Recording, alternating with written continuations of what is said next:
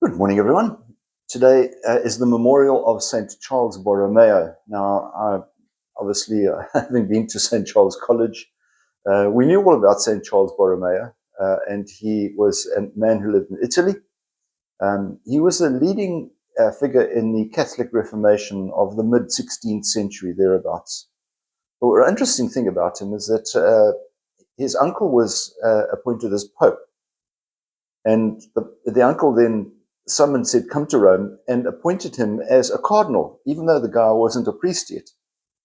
And so for the first 4 years or so of his functioning as a cardinal, he wasn't a priest. And then he was ordained and was eventually ended up being appointed as a bishop.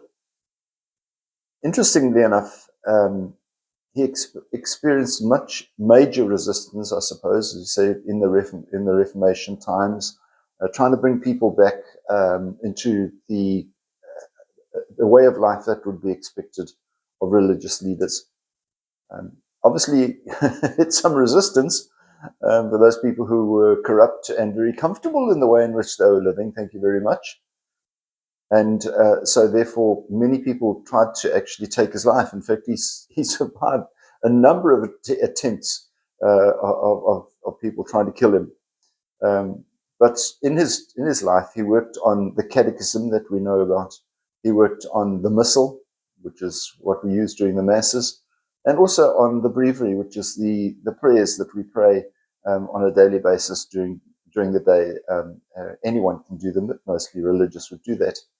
So he's a man who had a lot to do with bringing things back in line, and even though he died at the early age of 46, so the early age, or he didn't go on to be an old man, he achieved a lot in his life.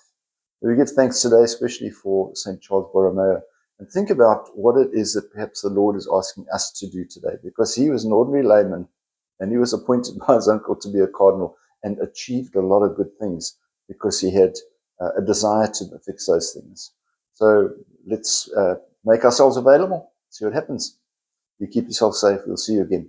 God bless. Bye-bye.